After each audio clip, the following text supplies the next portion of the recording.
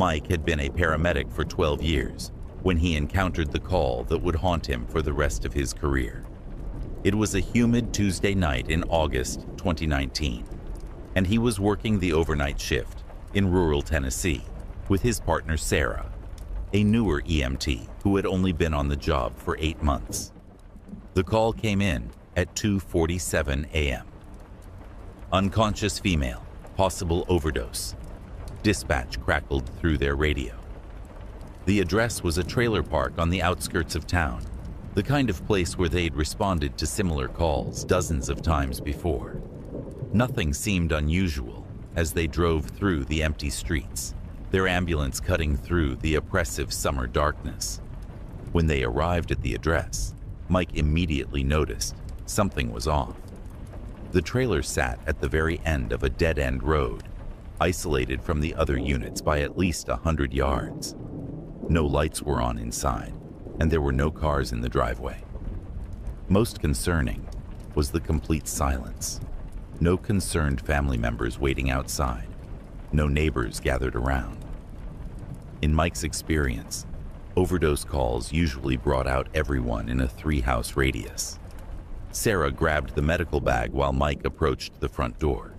It was slightly ajar, which set off another alarm bell in his mind.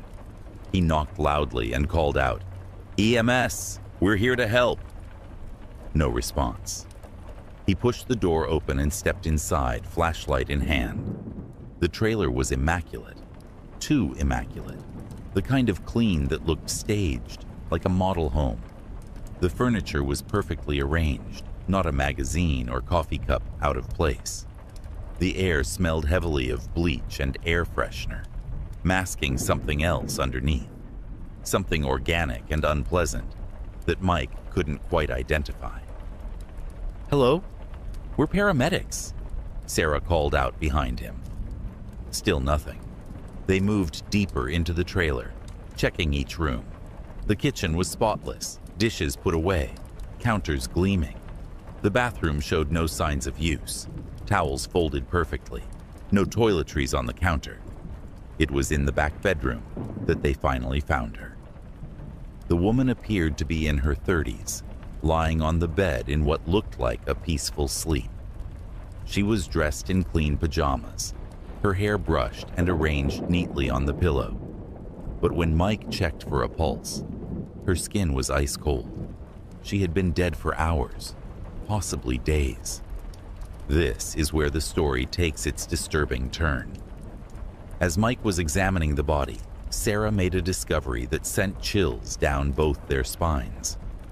On the nightstand was a cell phone, still warm, as if it had been recently used. The last call in the log was to 911, placed just 15 minutes before they received the dispatch. But the woman had been dead for at least 6 hours.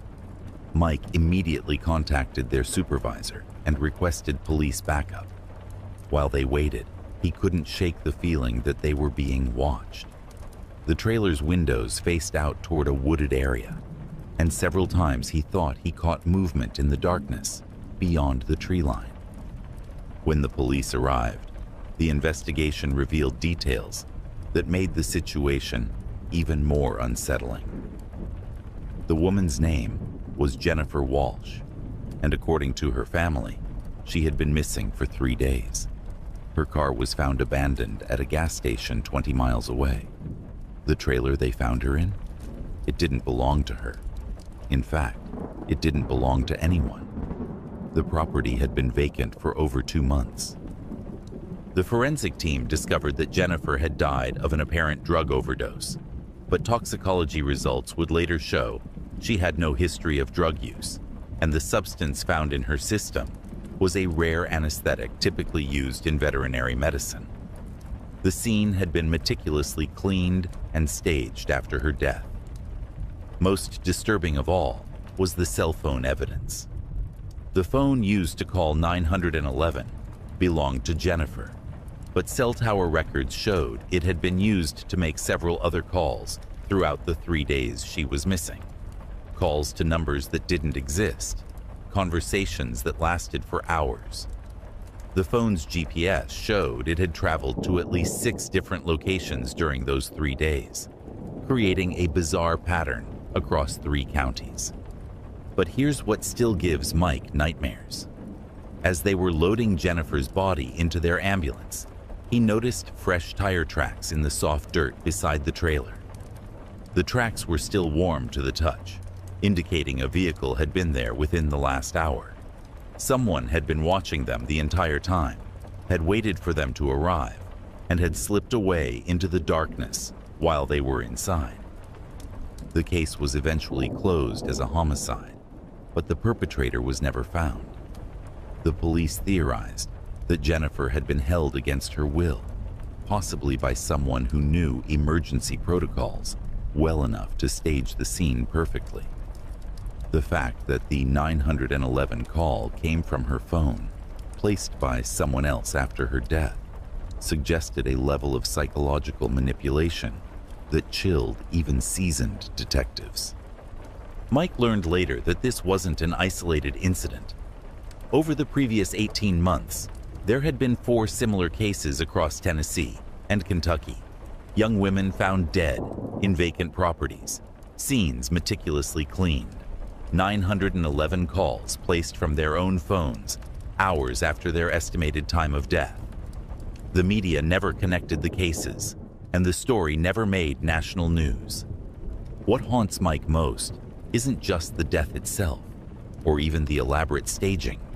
It's the realization that someone had called them there deliberately, had wanted emergency responders to find Jennifer's body, someone who understood exactly how paramedics would respond, what they would do, and how long it would take them to arrive. The calls stopped after Jennifer's case, but Mike never forgot the feeling of being watched that night, or the warmth of those tire tracks in the dirt. Sometimes, on quiet overnight shifts, he still wonders if the person responsible is out there somewhere, watching, waiting, planning the next silent emergency that will never truly be silent at all. To this day, Mike keeps Jennifer Walsh's case file in his personal records, a reminder that sometimes the most terrifying emergencies are the ones that were never really emergencies to begin with, just elaborate, deadly games played by someone who understands the system far too well.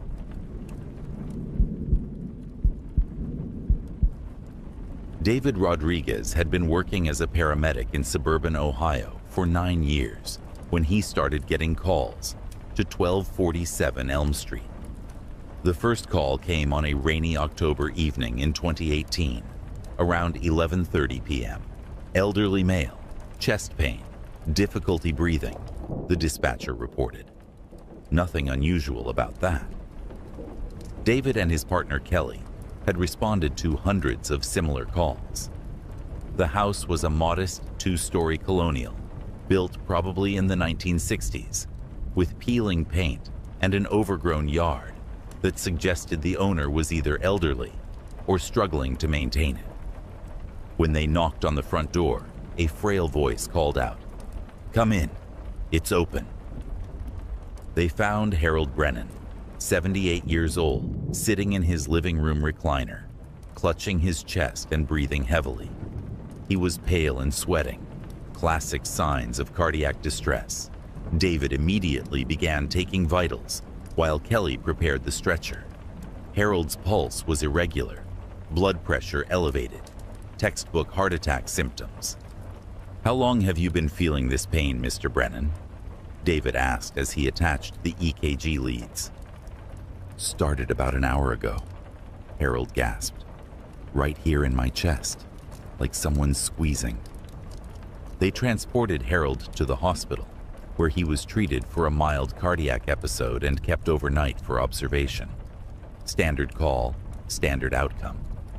David didn't think about it again until 3 weeks later, when they got another call to the same address. This time, it was different. Same house, same time of night, around 11:30 p.m., but Harold was complaining of severe abdominal pain. When they arrived, He was doubled over in agony, describing symptoms that sounded like appendicitis or intestinal blockage. Again, they transported him to the hospital, where doctors found nothing definitively wrong, but kept him for tests. The third call came exactly 3 weeks after the second. Same house, same time. But now Harold was reporting difficulty breathing and swallowing, convinced something was stuck in his throat. The hospital found mild inflammation, but nothing serious. By the fourth call, David was starting to notice a pattern. Every 3 weeks, like clockwork, always around 11:30 p.m., always a different set of symptoms that seemed legitimate, but ultimately proved to be minor or unexplainable. The hospital staff started recognizing Harold as a frequent visitor, and David began to suspect they were dealing with a lonely old man who was calling for attention. But it was during the sixth call that David realized something was terribly wrong. They arrived at 1247 Elm Street on a particularly cold November night to find Harold in his usual spot in the living room. But this time he was completely unconscious. No response to verbal commands, no response to pain stimuli. David immediately began checking vitals while Kelly called for ALS backup. As David was working, he happened to glance at the coffee table next to Harold's chair. There, spread out neatly, were 5 hospital bracelets from Harold's previous visits, arranged in a perfect line. Next to them was a small notebook, open to a page with dates written in shaky handwriting. David could see his and Kelly's names written next to each date, along with detailed notes about their responses and the hospital outcomes. But what made David's blood run cold was what he saw at the bottom of the page. Next visit, unconscious episode. Goal, overnight observation with neurological workup. Harold had been planning his medical emergencies. David quickly flipped through the notebook while Kelly was focused on preparing Harold for transport.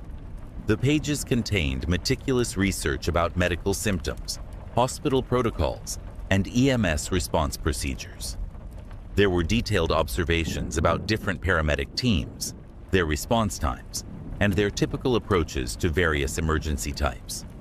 Most disturbing were the pages near the back of the notebook, filled with what appeared to be practice sessions. Harold had been timing himself on how long it took to simulate different symptoms, how to make his pulse irregular on command, how to control his breathing to create the appearance of distress. As they loaded Harold into the ambulance, David noticed something that made his skin crawl. In the living room window of the house next door, an elderly woman was watching them. When she saw David looking, she immediately stepped back from the window, but not before David caught the expression on her face. It wasn't concern or curiosity. It was fear. At the hospital, Harold was admitted for neurological observation, exactly as his notebook had predicted. David found an excuse to speak with the attending physician about Harold's medical history. What he learned made the situation even more unsettling.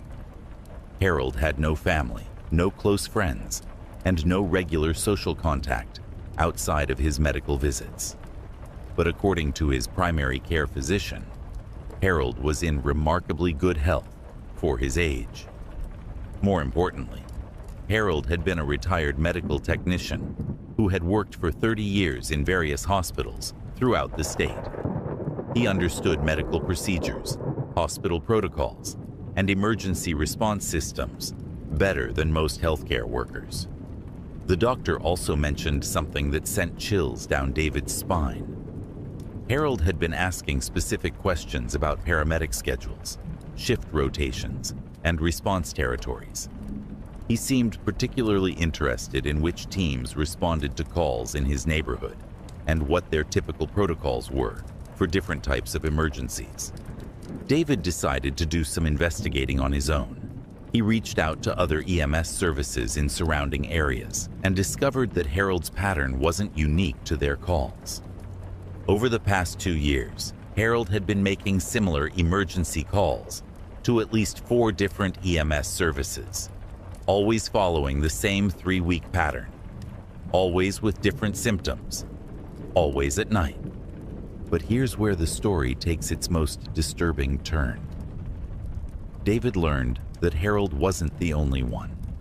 There were at least 6 other elderly residents in the area who had been making similar patterned emergency calls, all of them former healthcare workers, all of them living alone, all of them following eerily similar schedules.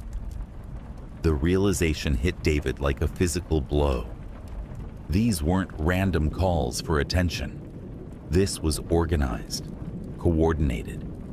Someone was teaching these elderly people how to manipulate the emergency medical system, how to create believable symptoms, how to ensure regular human contact through forced medical interactions. David contacted his supervisor and eventually the police, but the investigation stalled quickly. What Harold and the others were doing wasn't technically illegal. Calling for medical help when you believe you're experiencing symptoms isn't a crime, even if those symptoms are self-induced or exaggerated. But the psychological implications were terrifying. Someone had identified isolated elderly people with medical knowledge and had convinced them to participate in this elaborate system of manufactured emergencies. The question that haunted David was, why? The answer came 3 months later, when Harold missed his scheduled call. David and Kelly were dispatched to 1247 Elm Street for a wellness check requested by a neighbor who had noticed Harold's newspapers piling up. They found Harold dead in his living room chair, apparently having passed away peacefully in his sleep several days earlier. But the scene they discovered was unlike anything David had ever encountered. Harold's notebook was open on the coffee table, but the pages were different now. Instead of medical symptoms and hospital protocols, the pages were filled with detailed observations about David and Kelly. Their response times, their personal mannerisms, their conversations during transport, even details about their personal lives that Harold had somehow gathered from their casual interactions. More disturbing was the discovery of a hidden camera system throughout Harold's house, with footage dating back over 2 years. Hours and hours of recordings of EMS teams, police officers, and hospital workers who had responded to calls at the address. The police investigation revealed that Harold had been part of a larger network of elderly people who had been systematically documenting emergency responders throughout the region. The footage and data were being uploaded to an encrypted server, though investigators never determined who was behind the operation or what the ultimate purpose was. David learned that at least 12 other elderly people in the network had died over the past year, all of natural causes, all in their homes, all with similar camera systems and detailed documentation of their interactions with emergency services. The calls to 1247 Elm Street stopped after Harold's death, but David never forgot the feeling of being watched and studied during those months. Sometimes on quiet night shifts, he wonders if there are other elderly people out there, in other houses, making their scheduled calls and documenting everything with the same methodical precision. The most terrifying part isn't the deception itself. It's the realization that for months, every time David thought he was helping someone in need, he was actually being observed, cataloged, and studied by people who understood the system well enough to exploit both its protocols and the compassion of those who work within it. To this day, David keeps Harold's case file as a reminder that sometimes the most frightening emergencies are the ones that aren't emergencies at all. Just elaborate data collection operations disguised as human suffering, orchestrated by someone who remains hidden in the shadows, watching, learning, and waiting for reasons that David hopes he'll never discover.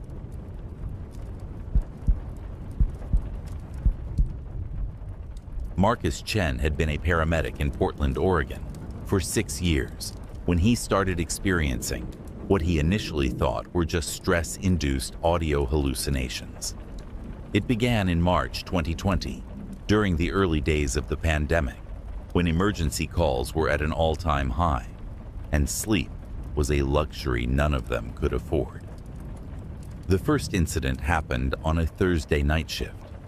Marcus and his partner Lisa were responding to a cardiac arrest call at an apartment complex downtown. As they climbed the stairs to the 3rd floor, Marcus could have sworn he heard someone else calling out the exact words he was about to say. "EMS, we're here to help." He paused on the landing, listening, but Lisa was already knocking on the door. "You okay?" she asked, noticing his hesitation. "Yeah, just thought I heard something," Marcus replied, shaking it off as fatigue. They found the patient, an elderly man who had collapsed in his kitchen. Standard resuscitation protocol, no complications. But as they worked, Marcus kept having the strangest sensation that he had been in this exact apartment before, had performed these exact same compressions, had said these exact same words to Lisa. The feeling was so strong it made him dizzy. The patient didn't make it.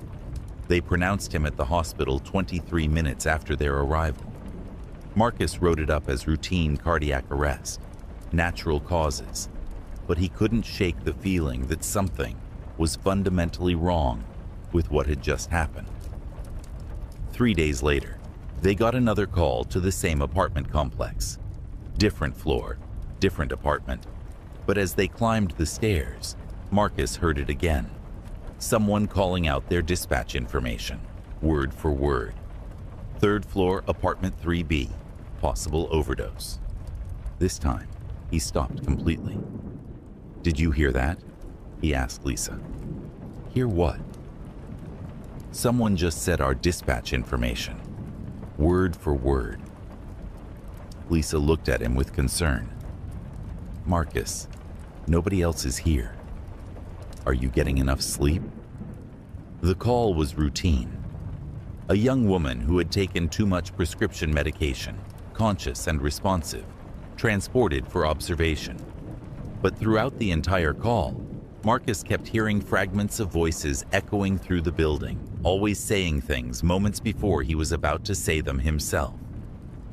Over the next 2 weeks, the phenomenon intensified.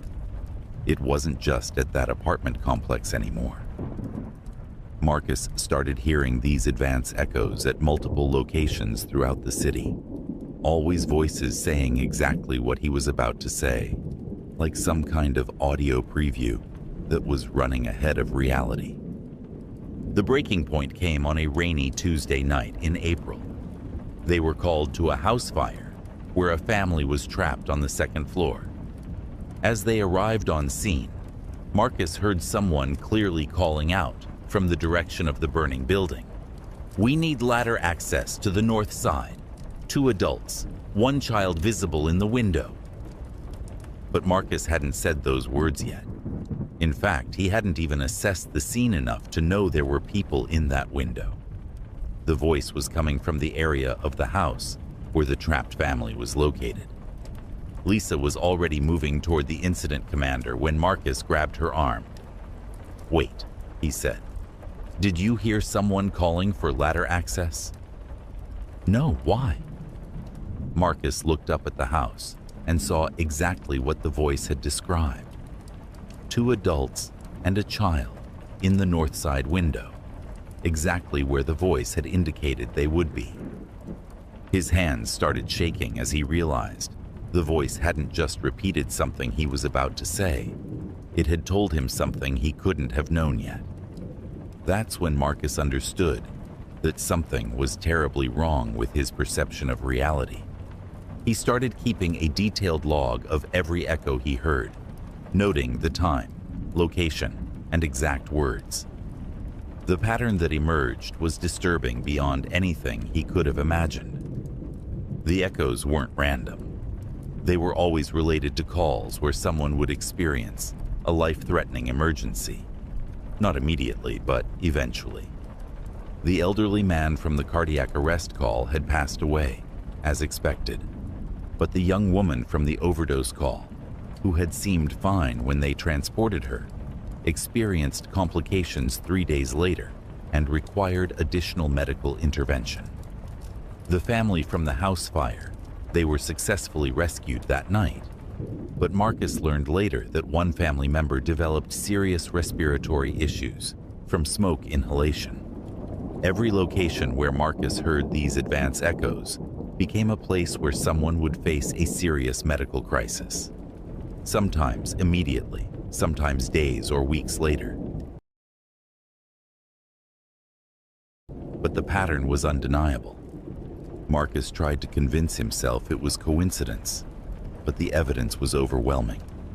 He started researching similar phenomena and discovered something that made his blood run cold.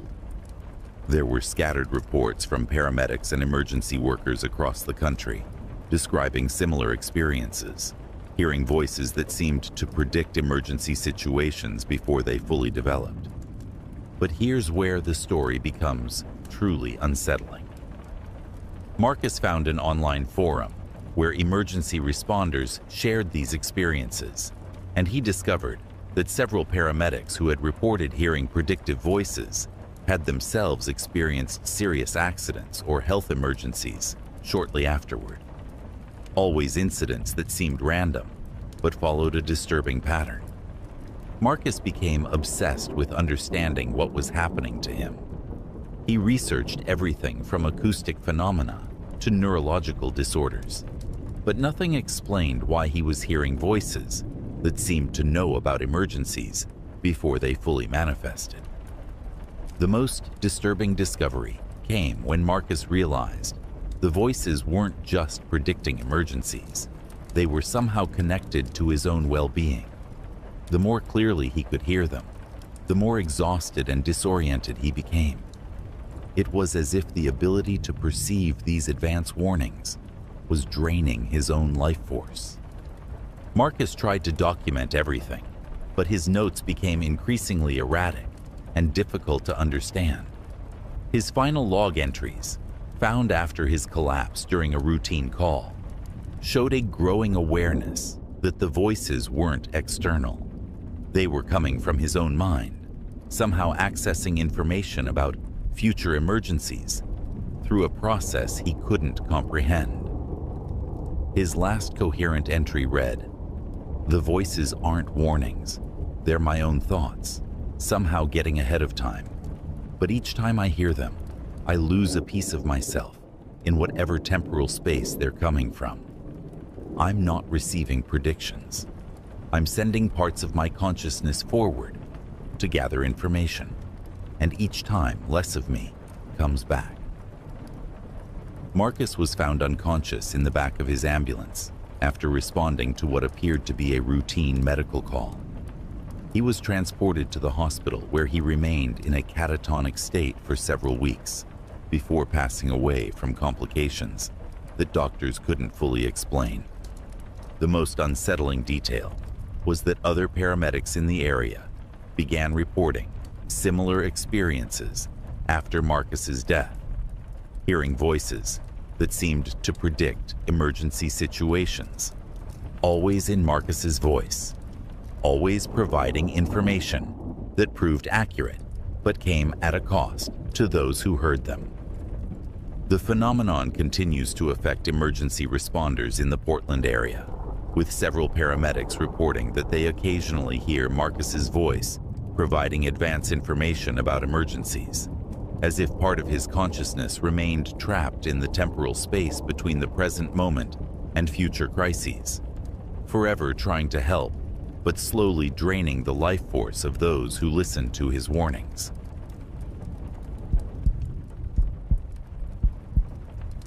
Rebecca Torres had been working night shifts as a paramedic in rural New Mexico for 4 years when she first noticed the children. It started in late September 2021, during what should have been a routine transport from the county hospital to a specialized facility in Albuquerque. The patient was a middle-aged construction worker who had suffered severe burns in an industrial accident. He was sedated and stable, connected to monitors that beeped steadily in the back of the ambulance as Rebecca's partner Jake drove through the desert darkness. It was around 2:30 a.m., and they were about 40 miles outside of town when Rebecca first saw them. 3 children standing by the side of the highway, perfectly still, watching their ambulance pass. They couldn't have been more than 8 or 9 years old, wearing what looked like hospital gowns that fluttered in the desert wind. Rebecca craned her neck to look back through the rear window, but the children had vanished into the darkness. "Jake, did you see those kids back there?" she called to the front. "What kids?" "3 kids in hospital gowns, just standing by the road." Jake glanced in his rearview mirror. "Becca, there's nothing out there but desert. You sure you're not seeing things?" Rebecca checked on their patient and tried to dismiss what she'd seen as fatigue-induced hallucinations. Night shift played tricks on everyone eventually, but 20 minutes later, she saw them again. Same 3 children, same hospital gowns, standing motionless beside a different stretch of highway. This time she was certain they were watching the ambulance, their small faces turned to track its movement. When they reached the Albuquerque facility and transferred their patient, Rebecca mentioned the children to one of the receiving nurses. The woman's expression immediately changed from professional courtesy to something that looked like fear. "How many did you see?" the nurse asked quietly. 3. "Why?" The nurse glanced around the bay, then pulled Rebecca aside. "Listen, I've been working here for 15 years, and I've heard stories from transport crews about seeing children on that stretch of highway. Always at night, always wearing hospital gowns. Most people see 3, but some see more." "What kind of stories?" "The kind where bad things happen to the crews who see them," the nurse said. "I'd keep that to yourself if I were you." Rebecca drove home that morning with the nurse's words echoing in her mind, but she tried to put the incident behind her. Desert highways at night were notorious for playing tricks on tired minds. She'd probably seen some kind of wildlife or roadside debris that her brain had interpreted as children.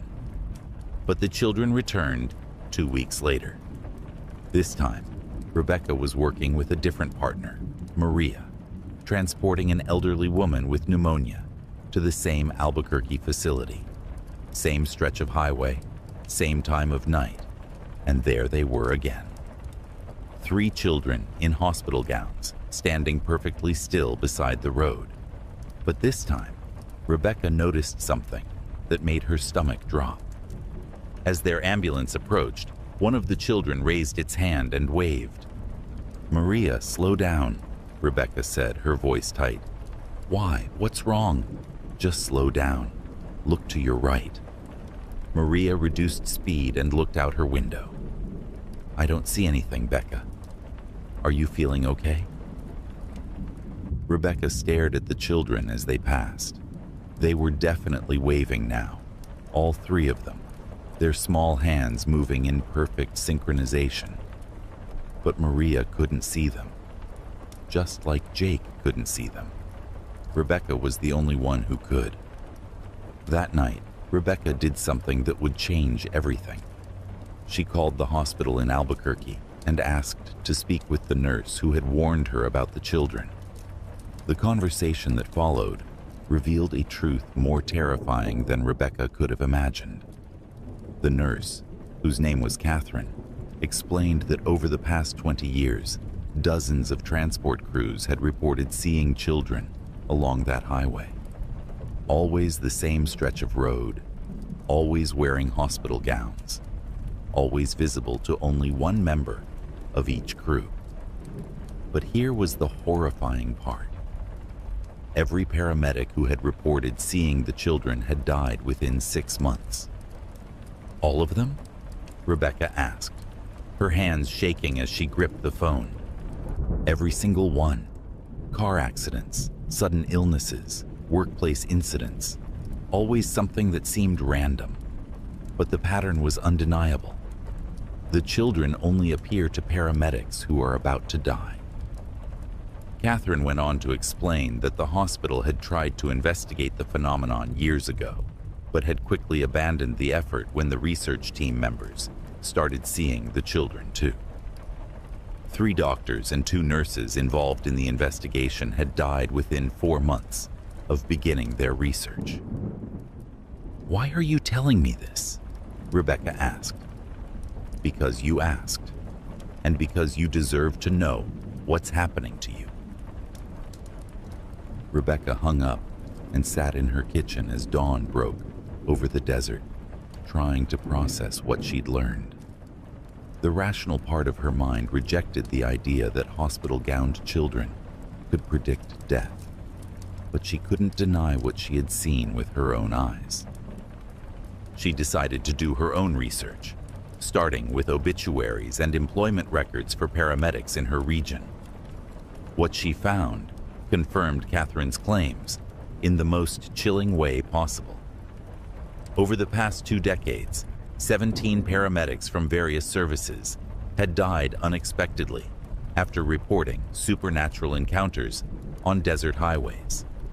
The descriptions were always the same: children in hospital gowns, visible to only one person, always appearing during night transports. But Rebecca's investigation revealed something even more disturbing. The children weren't just predicting deaths. They were somehow connected to a specific location. Every sighting occurred along the same 15-mile stretch of highway, and every death that followed happened within 50 miles of that same area. Rebecca drove to the location during daylight hours, trying to understand what made this particular piece of desert special. She found nothing unusual, just scrubland, cacti, and endless sky. But when she stopped at a gas station near the highway, the elderly attendant noticed her ambulance service uniform and struck up a conversation. "You work the night shifts on that highway?" he asked, nodding toward the road. "Sometimes." "Why?" The old man's expression grew serious. "My grandfather used to tell stories about that stretch of road. Said it used to be a stagecoach route back in the 1800s, before the railroad came through. There was a way station about 10 miles east of here where travelers could rest and get medical attention." He pointed toward a barely visible dirt track leading into the desert. Station burned down in 1887. Killed everyone inside: the station master, his family, and about a dozen travelers who were sheltering there for the night. 3 of the dead were children who'd been sick with fever. My grandfather said you could sometimes see their ghosts walking the old route, looking for help that never came. Rebecca felt ice water flow through her veins. What happened to the bodies? Never found them. Fire burned so hot, it turned everything to ash. But they say the children's spirits couldn't rest because they died waiting for medical help that was too late to save them. That night, Rebecca requested reassignment to day shifts, but her supervisor denied the request due to staffing shortages. She had no choice but to continue working the night transports, knowing that each trip along that highway might be her last. The children appeared again 3 weeks later, but this time, something was different. Instead of 3 children, Rebecca saw 7. They were still wearing hospital gowns, still standing motionless by the roadside, but now they filled a much larger area. As the ambulance passed, all 7 raised their hands in perfect unison and pointed directly at Rebecca. Her partner that night was Tom, a veteran paramedic with 20 years of experience. Rebecca didn't bother asking if he could see the children. She already knew the answer. But as they drove past the pointing figures, Tom suddenly pulled the ambulance over to the side of the road. "Something's wrong with the engine," he said, popping the hood. Rebecca looked back at where the children had been standing, but they were gone. Tom spent 20 minutes checking the ambulance before determining that nothing was wrong. All systems were functioning perfectly. They resumed their transport without further incident. But Rebecca couldn't shake the feeling that the children had somehow caused the stop. The next morning, Rebecca found Tom collapsed in the hospital parking lot. Massive heart attack.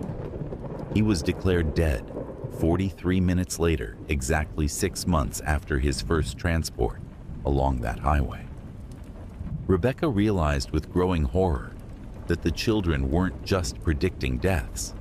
They were marking their targets, claiming the paramedics who would join them in the endless vigil along the desert highway. The more children a paramedic saw, the closer their death became.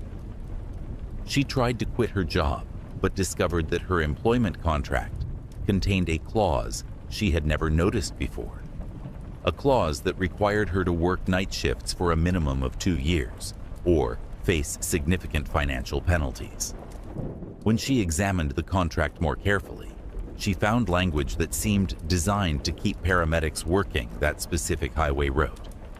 Rebecca's final log entry, found after her death in a single vehicle accident, exactly 6 months after her first sighting, contained a terrifying revelation. She had traced the ownership of the ambulance service and discovered it was operated by a shell company with ties to the old way station property. The same property where 3 children had died waiting for medical help over a century ago.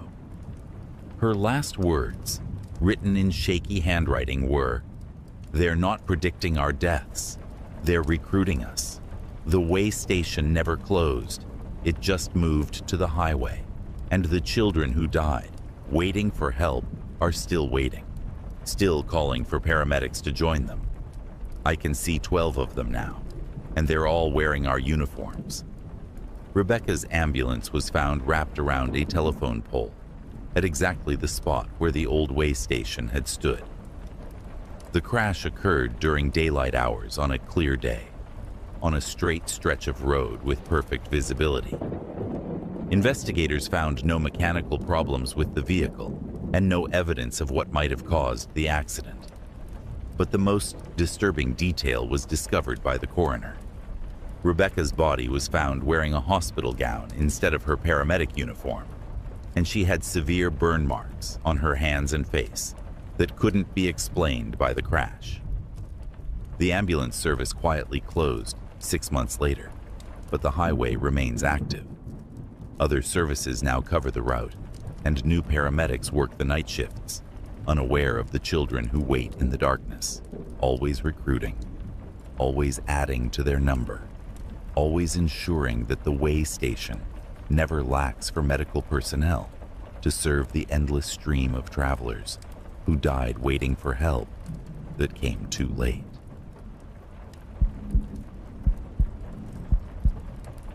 Tommy Nguyen had been working as a paramedic in Detroit for 7 years when he met the patient who would follow him home. It was a frigid February night in 2019. The kind of cold that made the ambulance's heating system work overtime and turned every breath into visible vapor. The call came in at 1:23 a.m. Unconscious female, possible overdose, Belle Isle Park.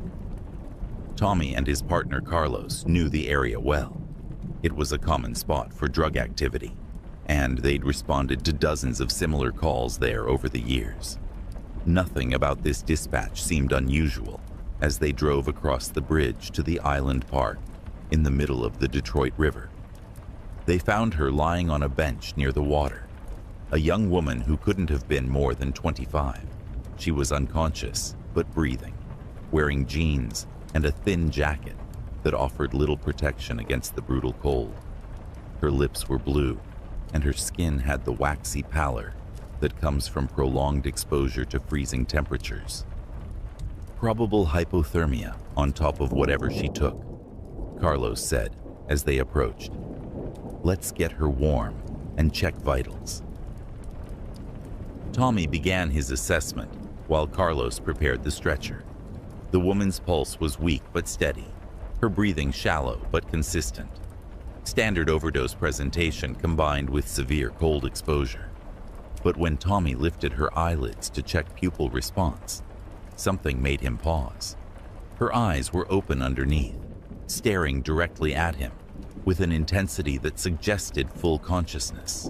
But she showed no response to verbal commands, no reaction to physical stimuli.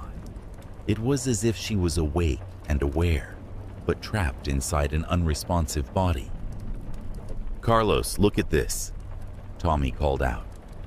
But when he looked back down, the woman's eyes were closed normally. He checked again. Nothing unusual. They loaded her into the ambulance and began transport to Detroit Receiving Hospital. Tommy worked to warm her core temperature while monitoring her vitals. But throughout the 15-minute ride, he couldn't shake the feeling that she was watching him. Every time he glanced at her face, her eyes appeared closed, but he could swear he felt her gaze tracking his movements. At the hospital, they transferred the woman to the emergency department, where the attending physician diagnosed severe hypothermia and probable opioid overdose. Standard treatment protocol. Tommy filled out his paperwork and forgot about the call until 3 days later, when he received a phone call that changed everything. "Is this Thomas Nguyen, the paramedic who brought in Jane Doe on February 18th? The voice belonged to Dr. Sandra Mills from Detroit Receiving. "Yes, that's me. Is everything okay? I need to ask you some questions about your patient interaction that night. Did you notice anything unusual about her responsiveness during transport?" Tommy hesitated. "Why do you ask?" "Because she's been asking for you by name. She knows details about the transport that she shouldn't remember if she was truly unconscious. She knows your partner's name, she knows what equipment you used, and she can describe the interior of your ambulance in perfect detail." Tommy felt a chill run down his spine. That's impossible. She was completely unresponsive the entire time. That's what I thought too. But there's something else. She keeps insisting that she never left the ambulance. She claims she's still in there with you, that the transport never ended. And Mr. Nguyen, she's been drawing pictures. Dr. Mills paused, and Tommy could hear papers rustling in the background. "She's drawn detailed sketches of your apartment, the layout, your furniture, even your personal belongings. She's never been to your home, has she?" Tommy's hands started shaking. "No, I've never seen her before that night. I think you should come in and talk to her. There's something very wrong here, and I'm not sure it's medical." That evening, Tommy drove to the hospital against his better judgment. Dr. Mills met him at the entrance and led him through a series of corridors to the psychiatric wing, where the woman had been transferred after her bizarre behavior became apparent. "Before you go in," Dr. Mills said, stopping outside room 314, "you should know that she's been drawing constantly since she regained consciousness. The nurses have to take the pencils away at night because she draws in her sleep, always the same subject." She handed Tommy a manila folder filled with sketches. His blood turned to ice as he flipped through them. Page after page of detailed drawings showing him at work, at home, sleeping in his bed. The artwork was obsessively precise, capturing details that no stranger could possibly know. But it was the final drawing that made Tommy's legs go weak. It showed him standing in his bathroom, looking at his reflection in the mirror. But in the reflection, standing behind him, was the woman from the ambulance. "She drew that this morning," Dr. Mills said quietly, "before you agreed to come in." Tommy entered room 314 with trembling hands. The woman was sitting on her bed, drawing in a sketch pad, with intense concentration. When she looked up and saw him, her face broke into a smile that seemed wrong somehow, too wide, too knowing. "Tommy," she said in a voice that was warm and familiar, as if they were old friends. "I've been waiting for you." "What do you want from me?" "I want to go home," she said simply. "I want to finish the ride." "The ride is over. We brought you to the hospital. You're safe now." The woman shook her head slowly. "No, Tommy. The ride never ended. I'm still in your ambulance. I'm still lying on that stretcher, watching you work. And now I'm watching you everywhere else, too." She held up her sketch pad, revealing a new drawing that made Tommy's stomach lurch. It showed him sitting in his apartment the previous night, eating dinner alone, but reflected in the window behind him was the woman's face, pressed against the glass from outside. "I was with you last night," she said matter-of-factly. "I'm always with you now. Ever since you picked me up on Belle Isle, I've been riding along. Sometimes I sit next to you in the ambulance on your other calls. Sometimes I stand in your bedroom while you sleep. Sometimes I follow you to the grocery store." Tommy backed toward the door, but the woman continued talking in that same calm, conversational tone. "The doctors think I'm delusional, but I know better.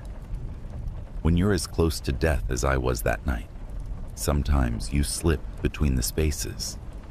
I got caught halfway between the ambulance and the hospital, and now I can't find my way back to my body."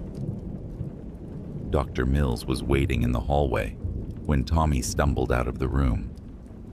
"What did she say?" "She thinks she's following me, haunting me." Tommy ran his hands through his hair. "This is insane. People don't get stuck between ambulances and hospitals." "No," Dr. Mills agreed. "They don't. But Tommy, I need to show you something else." She led him to a computer terminal and pulled up the woman's medical records. "We finally identified her yesterday. Her name is Ashley Monroe, and she's been missing for 6 months. Her family reported her disappearance last August." "That's impossible. We picked her up 3 days ago." "That's what I thought too. But look at this." Dr. Mills pulled up security footage from the hospital's intake cameras. "This is from the night you brought her in." Tommy watched himself and Carlos wheeling a stretcher into the emergency department. But the stretcher was empty. The blankets were arranged as if someone was lying underneath them, and both paramedics were interacting with an invisible patient, checking vitals and providing information to nurses about a person who wasn't there. "We have no record of admitting anyone that night," Dr. Mills said quietly. "You and Carlos filled out paperwork for a patient who doesn't exist. The doctors who treated her have no memory of the interaction. And the room she's in now, according to our system, it's been empty for 2 weeks." Tommy felt reality tilting around him. "Then who is she? What is she?" "I don't know. But I do know that you're not the first paramedic this has happened to." Dr. Mills showed him a file containing similar cases from the past 5 years. 7 different paramedics had reported picking up patients who later claimed to be following them, drawing pictures of their homes, describing their daily routines. In each case, the patients had no official medical records, no admission documentation, and seemed to exist only in the perceptions of the paramedics who had originally transported them. But here's what made Tommy's blood run cold. All 7 of those paramedics had died within 3 months of their encounters. Heart attacks, car accidents, sudden illnesses, and in each case, witnesses reported seeing them talking to someone who wasn't there in the days before their deaths. "She's not following you," Dr. Mills said. "She's taking you with her, piece by piece, call by call. Every time you see her, Every time you acknowledge her presence, you become a little more detached from reality. Eventually, you'll be as invisible as she is. Tommy left the hospital that night knowing he was in mortal danger, but also knowing there was nowhere to run. Ashley Monroe was everywhere now, sitting in his passenger seat during calls, standing in his shower, lying next to him in bed. Other people couldn't see her, but Tommy could feel her constant presence, watching, waiting, slowly pulling him into the same liminal space she occupied. His final logbook entry, found after his death in an empty ambulance parked outside his apartment, contained a chilling revelation. Day 47. Ashley says the ambulance is ready to leave now. She says we're going to finish the transport that never ended. I can see other paramedics in the back now, all the ones who came before me. They're all still on their calls, still trying to help patients who were never really alive. I understand now. We don't transport people to the hospital. We transport them to wherever lost souls go when they're caught between dying and being saved. And sometimes we get caught with them. Tommy's body was found sitting in the driver's seat of his ambulance, apparently having died of cardiac arrest. But the most disturbing detail was that his hands were positioned as if he was driving, and his radio showed an active transport in progress to Detroit Receiving Hospital, a transport that dispatch had no record of authorizing.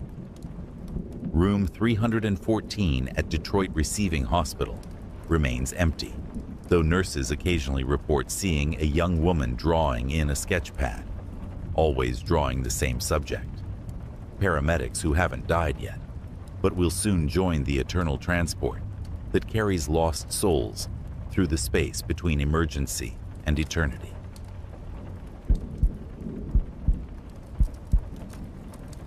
Angela Rivera had been working as a paramedic in rural Montana for 8 years when she first received instructions for calls that didn't exist. It started on a bitter January night in 2020, during one of the worst blizzards the region had seen in decades. Angela was working alone that night. Her usual partner had called in sick, and the storm had made it impossible for backup to reach the station. The first anomaly occurred at exactly midnight. Angela was half asleep in the break room when the dispatch system crackled to life with coordinates and medical information that made no sense. The automated voice, which sounded like dispatch but somehow different, gave her an address she'd never heard of, followed by detailed medical instructions that seemed oddly specific. Unit 47, respond to 2847 Hollow Creek Road. Patient is a 34-year-old male with severe hypothermia and frostbite to extremities. Patient will be found in bedroom closet, conscious but unable to speak. Transport time to nearest facility is 23 minutes. Begin warming protocol immediately upon patient contact. Oh. Angela grabbed her radio to confirm the dispatch, but when she called back, the regular dispatcher had no record of any call. No one had reported an emergency, and the address didn't exist in their system. But something about the automated voice nagged at her. It had contained information that was far too detailed for a standard dispatch. She decided to investigate on her own, typing the address into her GPS. To her surprise, it actually existed, leading to a dirt road about 15 miles outside of town. Against protocol, Angela decided to check it out. The storm was worsening, and if someone was really in trouble out there, they might not survive until morning.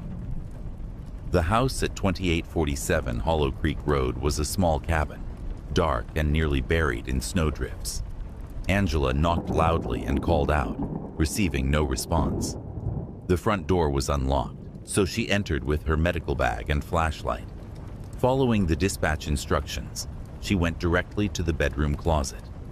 Inside, exactly as described, she found a 34-year-old man suffering from severe hypothermia and frostbite.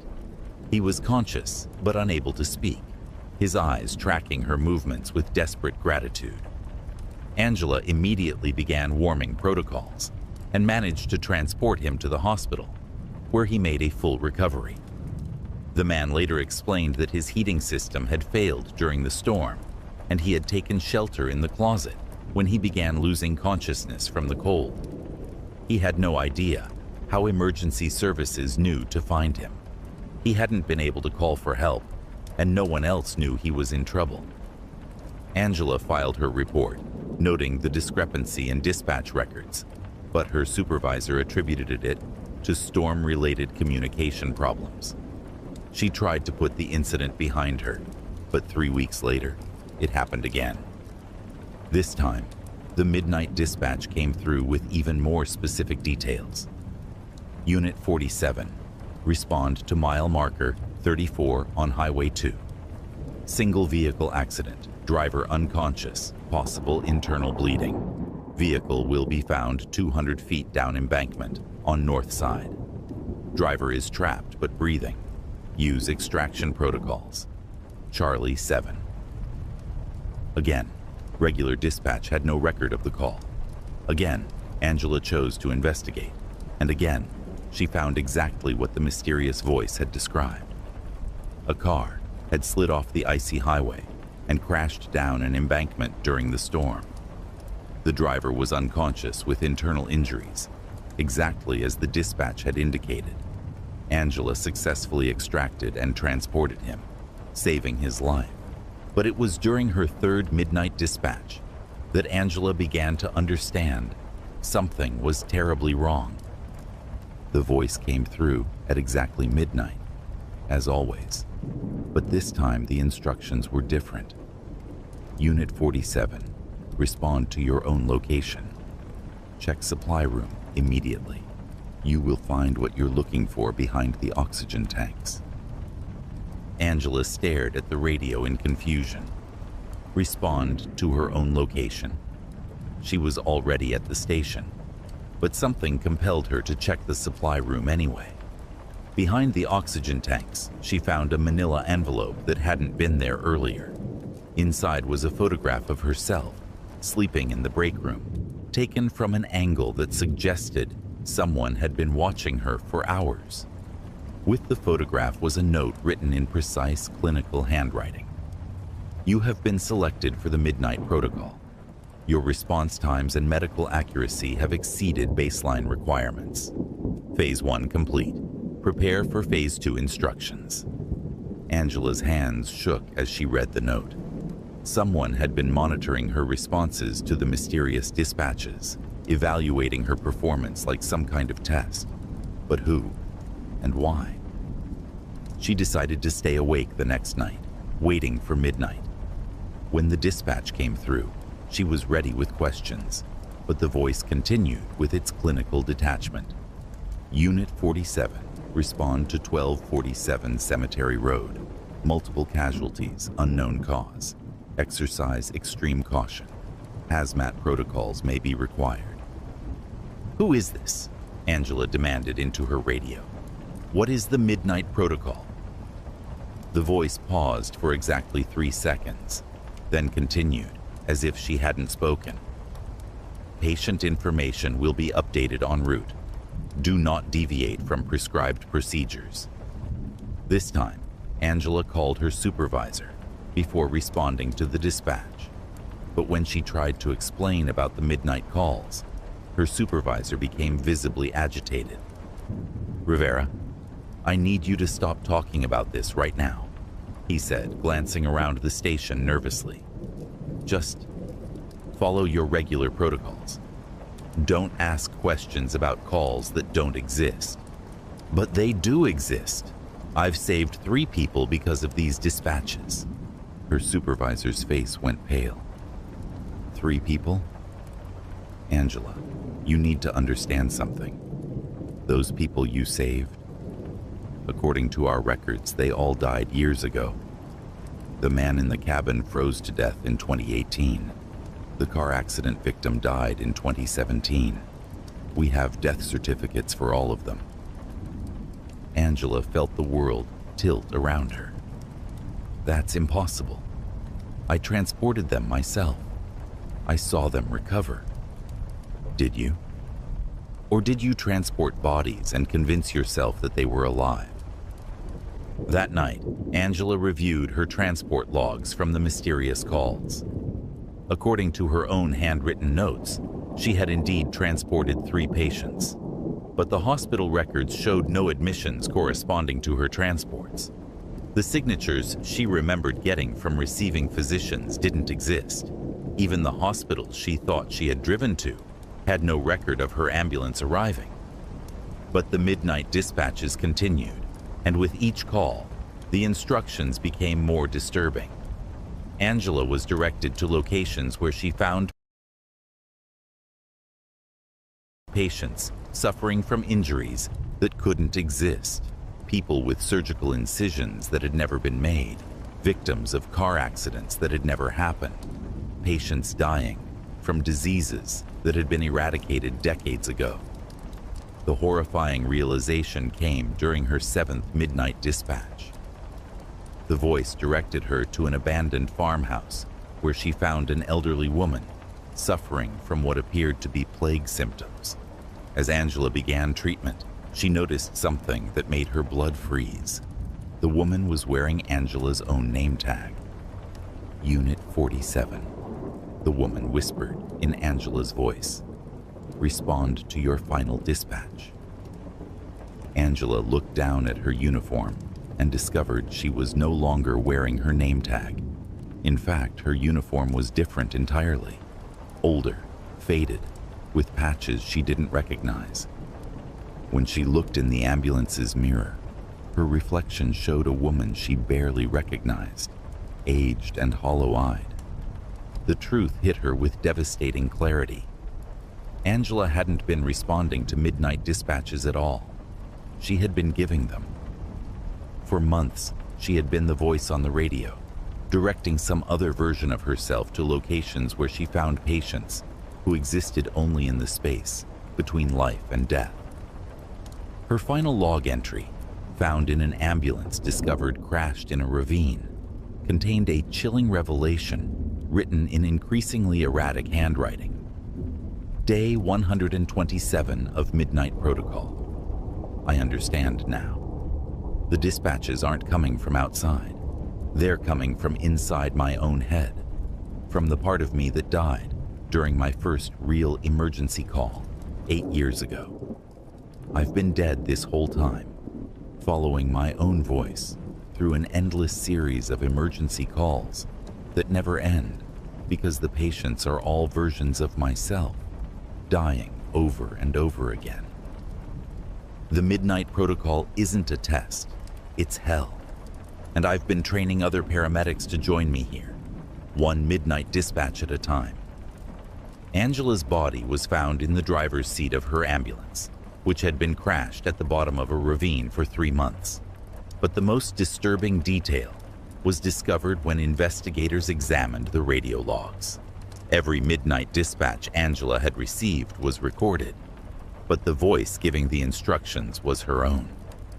The radio continued broadcasting midnight dispatches for 2 weeks after Angela's body was found, always in her voice, always directing Unit 47 to respond to emergencies that existed only in the space between the living and the dead. The broadcasts only stopped when the ambulance service permanently retired Unit 47 and sealed the radio frequency. But paramedics in the area still report hearing faint voices at midnight, giving impossibly detailed instructions for calls that don't exist, spoken by colleagues who died years ago, but continue working their shifts in the endless night between emergency and eternity.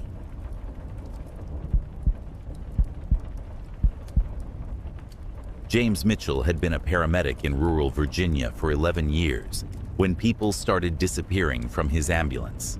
It began in October 2021, during what should have been a routine heart attack call to a farmhouse outside Lynchburg. James was working with his longtime partner, Nicole, and they'd responded to the address dozens of times over the years. An elderly farmer named Warren Hayes who had chronic heart problems. The call came in at 4:17 p.m. Chest pain, difficulty breathing, 73-year-old male. Standard stuff. They found Warren in his kitchen, clutching his chest and struggling to breathe. His color was poor, pulse irregular, classic cardiac event. They loaded him into the ambulance and began the 20-minute transport to Lynchburg General Hospital. James worked in the back with Warren while Nicole drove. The patient was stable but uncomfortable, responding to questions and following commands. About halfway to the hospital, Warren grabbed James's wrist with surprising strength. "Something's wrong," Warren whispered, his eyes wide with terror. "Something's in here with us." James looked around the ambulance compartment. "It's just you and me, Mr. Hayes. Try to stay calm." "No," Warren insisted, his grip tightening. "Look behind you." James turned but saw only the normal interior of the ambulance medical equipment, monitoring devices, empty bench seats, nothing unusual. When he turned back to reassure Warren, the old man was gone. James stared at the empty stretcher in shock. The restraining straps were still buckled, the IV line was still running, and the heart monitor was still beeping steadily, but there was no patient attached to it. The ambulance doors were closed and locked, and Nicole was still driving. There was nowhere Warren could have gone. "Nicole," James called through the partition. "Stop the ambulance. What's wrong?" "The patient is gone." Nicole pulled over immediately and came to check the back compartment. She stared at the empty stretcher, then at James, then back at the stretcher. "Where did he go?" she asked. "I don't know. He was here 1 second, gone the next." They searched the ambulance thoroughly, checked the locks on the doors, even examined the roof hatches. Everything was secure. Warren Hayes had simply vanished from a locked moving vehicle. They called dispatch to report the situation, but when they arrived at the hospital, something even more disturbing awaited them. According to hospital records, Warren Hayes had died 3 weeks earlier from a heart attack. The funeral had already taken place. The farmhouse they'd responded to had been empty since his death. "That's impossible," James told the ER doctor who showed him the death certificate. "We've been transporting him for years. We just picked him up an hour ago." "From where?" "The house has been locked up since the funeral. His nephew has been trying to sell it." James and Nicole drove back to the farmhouse to investigate. The building was indeed empty, with a "for sale" sign in the yard and newspapers piled up on the porch. But when they checked their ambulance's GPS log, it showed they had definitely responded to that address. Their radio transcripts confirmed they had received the dispatch and reported arriving on scene. They were dealing with something that shouldn't have been possible. They had transported a patient who was already dead to a hospital that had no record of him being alive, from a house that had been empty for weeks. The second disappearance occurred 2 weeks later. This time it was a young woman named Sarah Chen, involved in a single-vehicle car accident on a rural highway. She was conscious but complained of severe back pain and possible internal injuries. Standard trauma protocol. James and Nicole loaded her carefully, immobilizing her spine and starting IV fluids. Sarah talked throughout the transport, telling them about her job as a teacher, her concern about missing classes, her fear about the extent of her injuries. She seemed perfectly lucid and responsive. But as they pulled into the hospital emergency bay, James looked down at the stretcher and found it empty again. The restraints were still secured. The IV was still running. The heart monitor was still tracking vitals, but there was no patient. This time, James demanded answers from the hospital. The investigation revealed that Sarah Chen had been a teacher at the local elementary school, but she had died in a car accident 6 months earlier at the exact location where they had found her. The accident had been nearly identical, single vehicle, late at night, same type of injuries. "You're telling me we transported a ghost?" Nicole asked the investigating officer. "I'm telling you that you transported someone who died 6 months ago," the officer replied. "What that means, I have no idea." Over the following months, the disappearances became a regular occurrence. Always patients they had transported before when they were alive.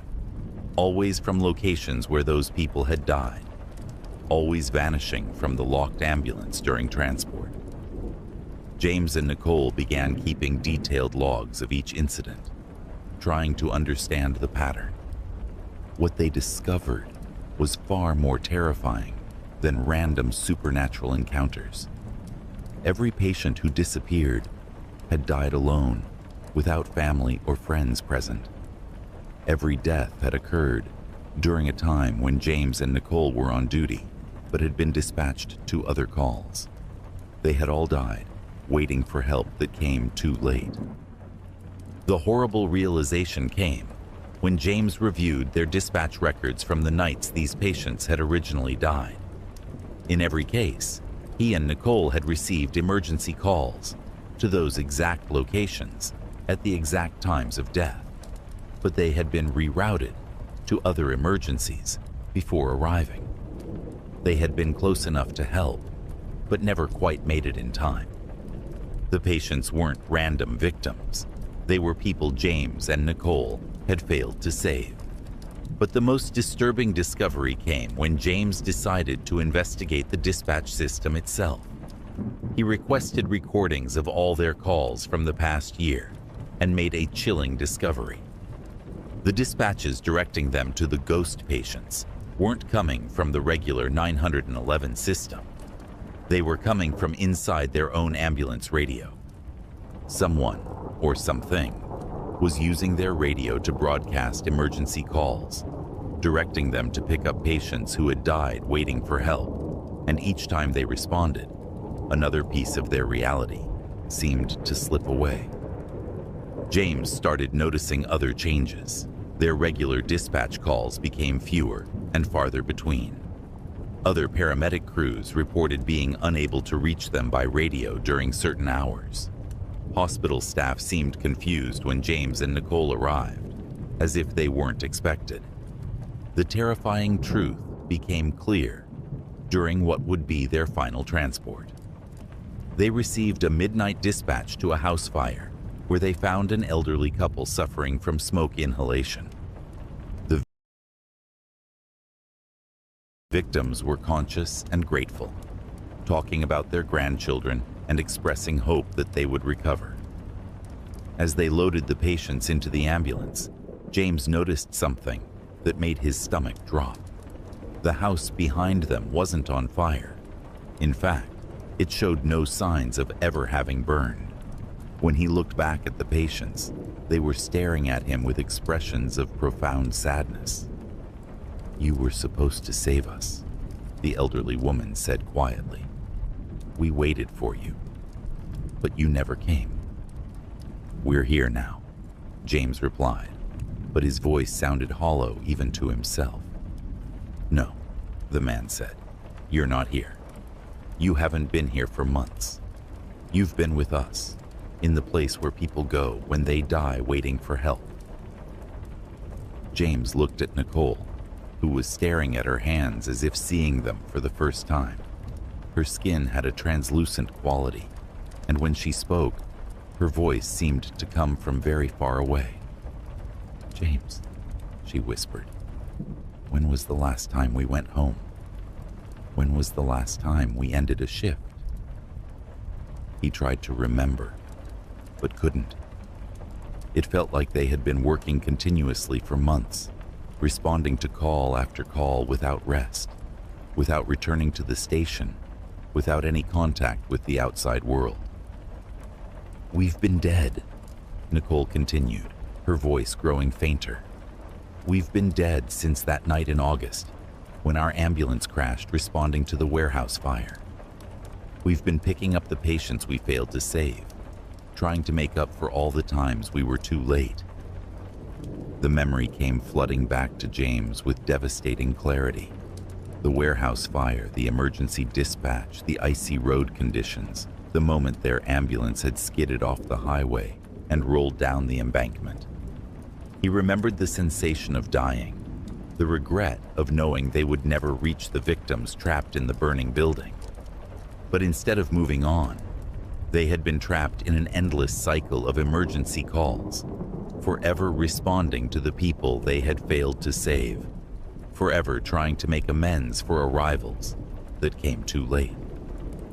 James's final log entry, found in the wreckage of their ambulance by investigators, contained his last coherent thoughts.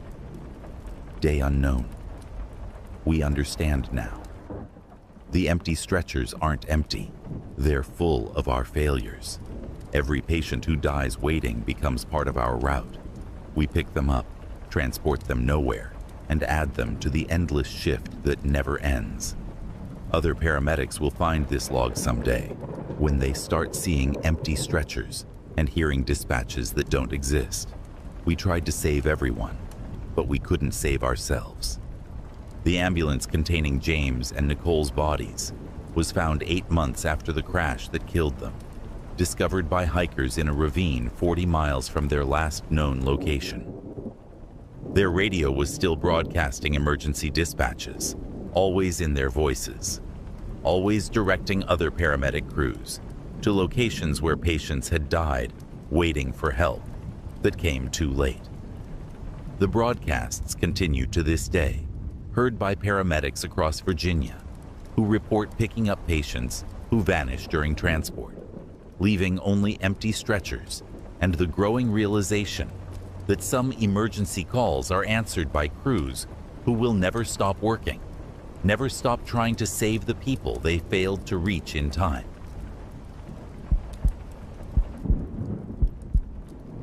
Ryan Kowalski had been working nights as a paramedic in upstate New York for 9 years when he first noticed that some houses were breathing. It started during a particularly cold November evening in 2022, when he and his partner Diana were called to a suspected carbon monoxide poisoning at a 2-story colonial on Maple Street. The homeowner, Mrs. Eleanor Vance, had called 911, complaining of severe headaches, nausea, and dizziness, classic CO symptoms. When Ryan and Diana arrived, they found her sitting on her front porch in her nightgown, despite the freezing temperature. "I can't go back inside," she told them, her breath forming clouds in the frigid air. "The house, it's doing something wrong." "What do you mean, ma'am?" Diana asked, wrapping a blanket around the elderly woman's shoulders. "It's breathing. The walls are moving in and out like lungs. Started about an hour ago." Ryan exchanged a glance with Diana.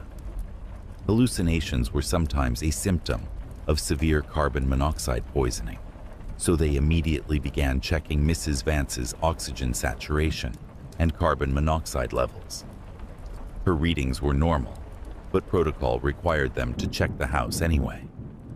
Ryan entered through the front door with a CO detector in hand. The device remained silent as he moved through the living room, but something felt wrong about the space.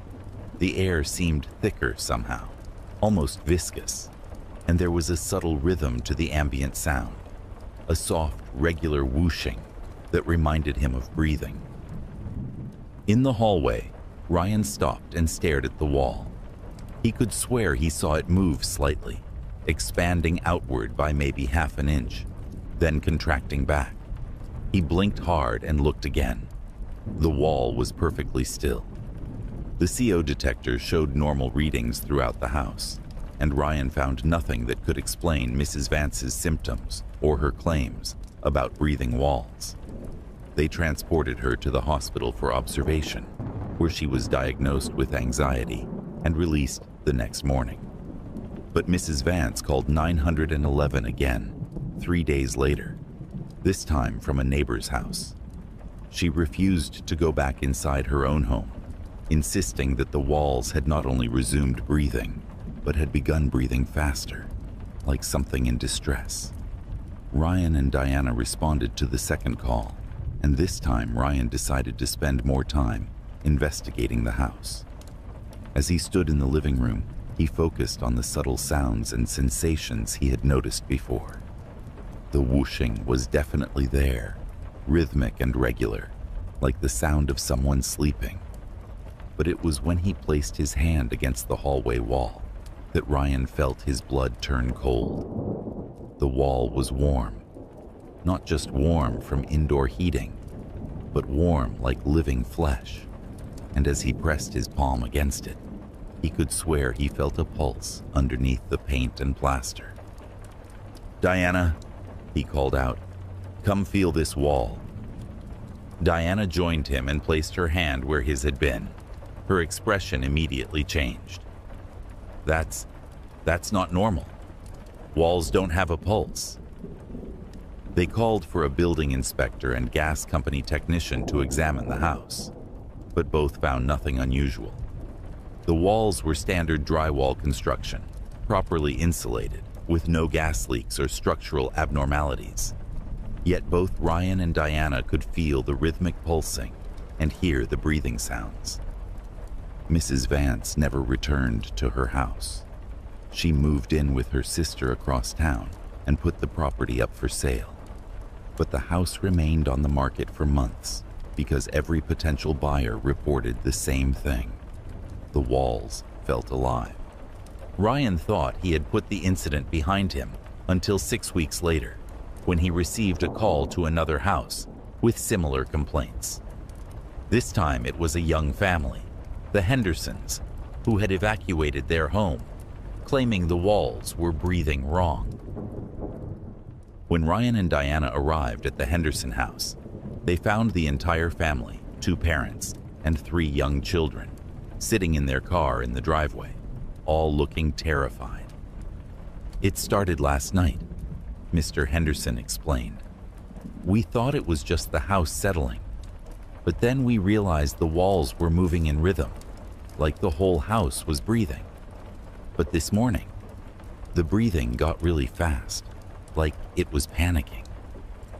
Ryan entered the Henderson house and immediately noticed the same phenomena he had experienced at Mrs. Vance's home. The warm walls, the rhythmic pulsing, the sound of labored breathing. But this time, something was different. The breathing was rapid and shallow, like hyperventilation.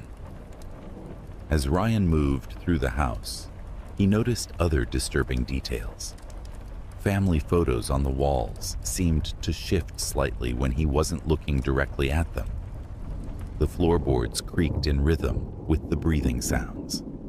Most disturbing of all, when he placed his stethoscope against a wall in the master bedroom, he could hear what sounded like a heartbeat. The Hendersons, like Mrs. Vance, abandoned their home. They moved into a hotel and eventually relocated to another state, selling the house at a significant loss to a real estate investor who planned to demolish it. But Ryan's encounters with breathing houses were just beginning. Over the next 6 months, he responded to 8 similar calls. Always different families, always different neighborhoods, but always the same complaint. Their houses had started breathing. In every case, the families evacuated and never returned. In every case, Ryan and Diana could confirm the phenomena: warm walls, with detectable pulses, rhythmic breathing sounds, and an overwhelming sense that the houses were somehow alive. The pattern became clear when Ryan started mapping the locations.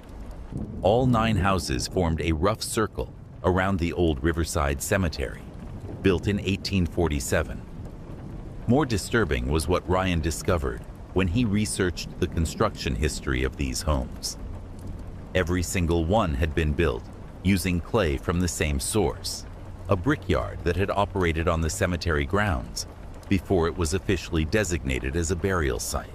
The brickyard had been in operation from 1843 to 1846 during a cholera epidemic that killed hundreds of people in the area. Bodies had been buried in mass graves throughout the region, including on the land where the brickyard harvested its clay. When the cemetery was officially established in 1847, it was built on top of the old brickyard, effectively sealing the graves beneath tons of earth and monument stone. Ryan's research revealed something that made his stomach churn. The breathing patterns he'd observed in each house matched the respiratory distress patterns of cholera victims. The rapid, shallow breathing he heard in the Henderson house was identical to the final stages of cholera-induced dehydration. But the most horrifying discovery came when Ryan decided to visit Riverside Cemetery at night. As he walked among the old headstones, he could hear the same breathing sounds he had noticed in the houses. The ground itself seemed to rise and fall slightly, as if the earth was breathing. Using his stethoscope, Ryan listened to different sections of the cemetery ground. In some areas, he heard nothing, but in others, he could detect the same rhythmic breathing and heartbeat sounds he had found in the walls of the houses. The sounds were strongest near the oldest section of the cemetery, where records indicated the mass cholera graves had been located. Ryan realized with growing horror that the clay used to make the bricks in those 9 houses had contained human remains. The bodies of cholera victims, buried in mass graves and forgotten, had been literally incorporated into the construction materials. The houses weren't just built on top of the dead, they were built from the dead. But the breathing wasn't random. Ryan noticed that the respiratory patterns in each house seemed to be getting more distressed over time. What started as peaceful sleeping breaths became labored, then panicked, then desperate. The houses weren't just alive, they were dying, slowly suffocating under the weight of paint and plaster that covered the clay bricks made from human remains. Ryan's investigation took a terrifying turn when he decided to spend a full night inside one of the abandoned breathing houses. The Henderson home had been empty for 3 months, but Ryan wanted to document the phenomena more thoroughly. What he experienced that night changed his understanding of the situation completely. As the evening progressed, the breathing sounds became more labored and desperate. By midnight, the walls were not just pulsing, they were visibly contracting and expanding, as if the house itself was struggling to breathe. Around 3 a.m., Ryan heard something that made his blood freeze. Mixed in with the breathing sounds, he could hear voices, whispered words in languages he didn't recognize, but the tone was unmistakable. They were pleas for help. The cholera victims buried in the clay were suffocating all over again, trapped in the walls of houses that had been built from their remains. Ryan tried to leave, but found that the front door wouldn't open. The windows were similarly stuck, as if the house was refusing to let him go. As the breathing became more desperate, Ryan realized that the house was using his presence to try to breathe through him, drawing the oxygen from his lungs to feed the suffocating spirits trapped in the walls. His final radio transmission, recorded at 4:17 a.m., captured his growing panic. "Dispatch, this is Unit 23. I'm trapped inside the Henderson house on Oak Street. The house it's trying to breathe through me. I can feel it pulling the air from my lungs. The walls are closing in, and I can hear voices begging for help. Send backup immediately." But when backup arrived, they found the house empty. Ryan's equipment was scattered throughout the living room, and his radio was still transmitting, but he was nowhere to be found. The strangest detail was that all the windows and doors were wide open, as if the house had suddenly exhaled and released everything inside. Ryan's body was never found, but other paramedics in the area began reporting similar encounters with breathing houses.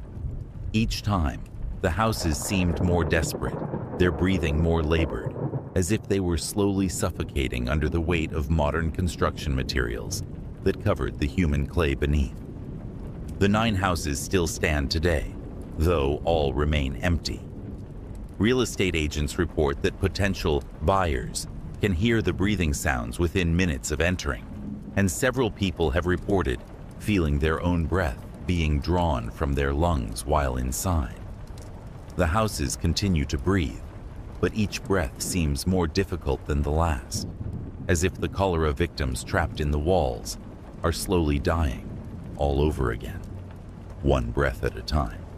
Local authorities have sealed the houses, but on quiet nights, residents of the surrounding neighborhoods can still hear the labored breathing sounds carried on the wind, a constant reminder that some materials used to build our homes carry more than just structural weight. They carry the final breaths of people who died gasping for air over 180 years ago.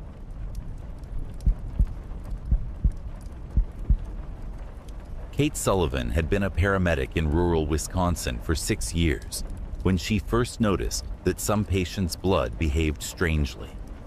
It started during a late-night shift in March 2023 when she and her partner Alex responded to a motorcycle accident on Highway 14, about 20 miles outside of Madison. The rider, a man in his 30s named Derek Mills, had lost control on a patch of black ice and crashed into a roadside ditch. When Kate and Alex arrived, they found him conscious, but bleeding from a deep laceration on his left arm. Standard trauma protocol: control the bleeding, start an IV, transport to the nearest trauma center. As Kate worked to clean and bandage Derek's wound, she noticed something odd about his blood. Under the bright LED lights of their medical kit, it seemed to shimmer with an unusual iridescent quality, almost like oil on water. But what really caught her attention was the way it seemed to move differently than normal blood, flowing in patterns that defied gravity. "Alex," she called to her partner, "look at this." Alex glanced over from where he was preparing the IV setup. "What am I looking at?" "The blood pattern here. It's moving strangely." But when Alex looked, the blood appeared completely normal, dark red, and behaving as expected. Kate stared at the wound in confusion. She could have sworn she had seen something unusual just seconds before. "You okay, Kate? You look concerned." "Yeah, just tired, I guess." They transported Derek to the hospital without further incident. His injuries were treated successfully, and he was released 2 days later. Kate filed her standard report and tried to forget about the strange behavior she thought she had observed. But forgetting became impossible when the same thing happened again 3 weeks later. This time, it was a domestic violence call. A woman named Lisa Rodriguez, who had been injured and was bleeding from facial wounds. As Kate cleaned Lisa's injuries, she again noticed the peculiar shimmer to the blood and the way it seemed to flow in unusual patterns across her medical equipment. But this time, Kate saw something that made her stomach lurch. As she was applying pressure to a cut, she watched blood from the wound seem to move against normal flow patterns, creating thin red trails that appeared to reach toward Kate's hands. "Alex, are you seeing this?" Kate whispered. But when Alex looked over, the blood was behaving normally again. "Seeing what?" Kate stared at the wound, which now showed normal bleeding patterns. "Nothing. Never mind." That night, Kate couldn't sleep. She kept thinking about the unusual blood behavior, the way it had seemed almost aware of her presence. She decided to do some research, starting with medical literature about unusual blood disorders or coagulation abnormalities. What she found instead was far more disturbing. Deep in online forums for emergency medical workers, Kate discovered scattered reports from paramedics, nurses, and doctors describing similar phenomena blood that moved in unexpected ways, that seemed to respond to the presence of medical personnel, that exhibited properties that didn't match normal physiology. Most of the reports were dismissed as stress-induced visual disturbances or fatigue-related perceptual errors. But one thread caught Kate's attention. A paramedic from Minnesota named Robert Chen had documented dozens of cases over several years where he had observed blood exhibiting unusual behavior during trauma calls. According to his posts, the blood always came from patients who had experienced severe psychological trauma, abuse victims, assault survivors, people who had suffered extreme fear before their injuries. Robert's theory was that intense fear and trauma could somehow alter blood at a cellular level, making it behave differently than normal blood. His posts described blood that seemed to carry emotional imprints of the trauma that had been experienced. Kate reached out to Robert through the forum, but received an automated response that his account had been closed. When she tried to find him through official channels, she discovered that Robert Chen had left his position and moved away from the area shortly after making his last forum post. The unusual blood incidents in Kate's career began to escalate. Over the next 2 months, she responded to 7 different trauma calls where she observed the same phenomena: blood that moved strangely, that seemed to respond to her presence, that appeared somehow aware. In every case, the patients were victims of violence or extreme trauma. But it was during a call to a house fire that Kate realized the true nature of what she was dealing with. The victim was a young girl named Emma, maybe 8 years old, who had been trapped in a burning bedroom before firefighters could reach her. She had suffered burns and smoke inhalation, but was conscious and terrified. As Kate worked to establish an IV and treat the injuries, she noticed that Emma's blood was not just moving strangely, it was somehow communicating. The blood patterns on Kate's gloves began to form shapes, almost like symbols. At first it looked random, but as Kate watched in horrified fascination, recognizable patterns began to appear that seemed to spell out simple words. Kate looked at Emma's face and saw that the girl was staring directly at her, tears streaming down her cheeks. But Emma wasn't speaking clearly due to her injuries. The blood patterns seemed to be somehow carrying messages that the child couldn't voice. Kate immediately contacted Child Protective Services and the police. The investigation that followed revealed concerning details about Emma's home situation that explained the child's extreme fear response. But Kate's interaction with Emma's blood had consequences she hadn't anticipated. Over the following weeks, Kate began to experience what she could only describe as emotional echoes, brief but intense feelings of fear and trauma that didn't belong to her own experiences. She would suddenly feel overwhelmed with Derek's terror from his motorcycle accident. She experienced Lisa's fear during her domestic situation. Most disturbing of all, she felt Emma's confusion and terror, experiencing emotions that seemed to come from outside her own mind. Kate tried to explain what was happening to Alex and their supervisor, but they recommended she take some time off and see a counselor. The official diagnosis was compassion fatigue and secondary trauma stress, but Kate knew it was something far more unusual. She started wearing multiple layers of protective equipment, trying to create barriers between herself and patients' blood. But the strange experiences always found a way through. The emotional echoes would appear despite her precautions, or simply manifest without any obvious physical contact. The turning point came during a call to a medical emergency. The patient, a teenager named Michael, had accidentally injured himself during a sports activity and was experiencing severe anxiety about his injury when Kate and Alex arrived. As Kate worked to provide medical care, she felt the familiar sensation of unusual blood behavior. But this time, it was different. The emotional echo she experienced was overwhelming. She was suddenly flooded with intense anxiety and worry about recovery time that Michael was feeling. For several terrifying minutes, Kate experienced Michael's concern about missing important school events as if it were her own genuine worry. That night, Kate made a horrifying discovery. The emotional echoes from her various trauma patients hadn't just given her their feelings. They seemed to have taken some of her own emotional stability. She found gaps in her own emotional responses, missing pieces of her normal reactions that seemed to have been replaced by absorbed trauma. Kate's condition deteriorated rapidly as she continued to respond to trauma calls.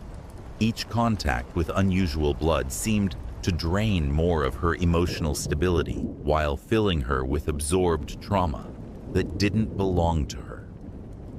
Her final log entry, found after her medical leave became permanent, contained a disturbing revelation. Day 127 since first contact with the anomalous blood. I understand now what's happening. Severe trauma doesn't just damage the mind, it somehow alters blood at a molecular level. And when that blood contacts someone trying to help, it transfers emotional imprints like a contagion. I've absorbed so much trauma that I can't distinguish between my emotions and theirs anymore. I remember feeling beaten, burned, terrified, but none of it happened to me directly. The blood carries emotional residue that infects helpers with experiences they never lived through. I think this is why so many first responders experience secondary trauma. It's not just psychological. There's something physical happening when we contact the blood of severely traumatized patients.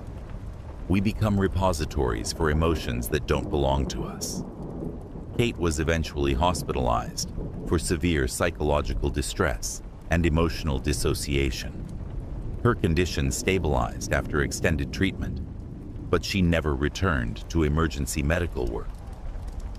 Other paramedics in the area began reporting similar experiences after Kate's case became known. Blood that seemed to carry emotional imprints, feelings of absorbed trauma, and gradual loss of emotional stability after repeated exposure to severely traumatized patients. The phenomenon became known among local EMS services as trauma resonance, and several departments instituted enhanced protective protocols and mandatory counseling after contact with blood from psychological trauma cases. Medical researchers theorized that extreme trauma might indeed alter blood chemistry in ways that could affect first responders, though the exact mechanism remained unclear. What was certain was that those who chose to help others in their darkest moments sometimes absorbed more than they bargained for, carrying emotional burdens that weren't originally their own.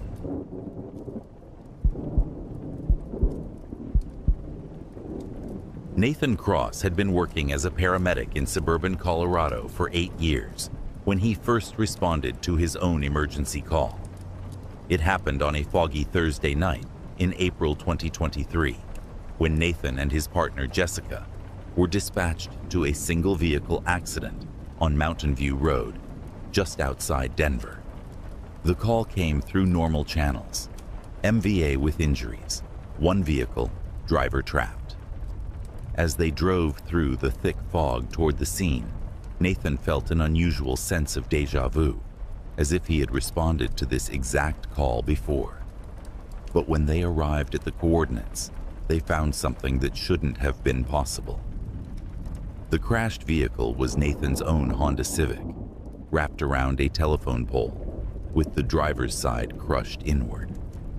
Through the spider-webbed windshield, Nathan could see someone trapped behind the wheel, unconscious and bleeding from a head wound.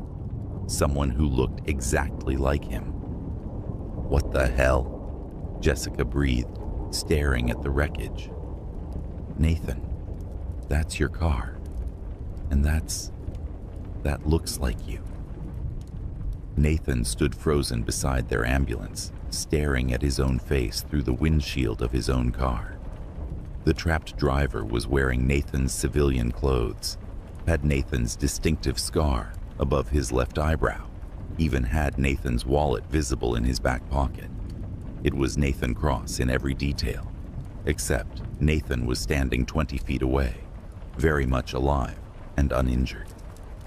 "This is impossible," Nathan whispered, but his paramedic training kicked in automatically.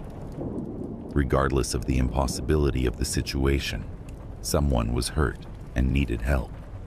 They worked to extract the unconscious duplicate from the wreckage.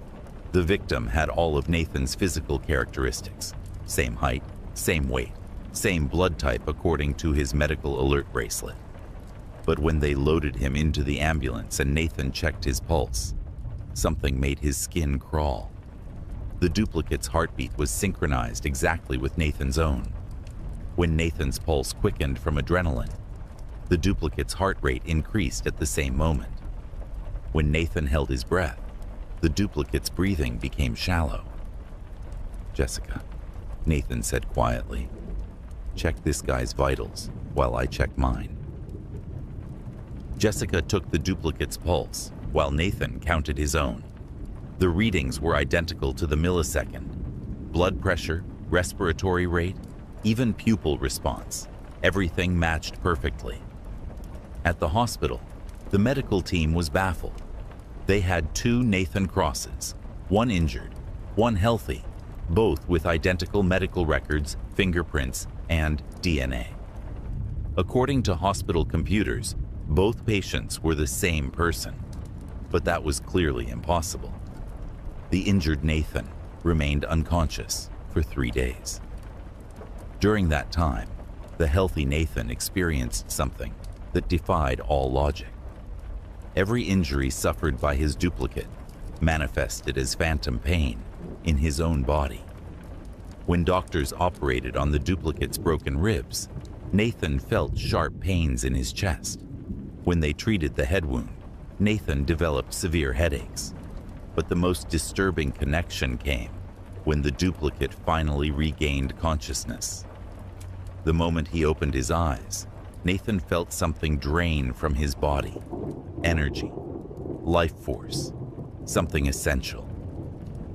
The duplicate sat up in his hospital bed and spoke in Nathan's voice. "Thank you for saving me. Now it's my turn to work."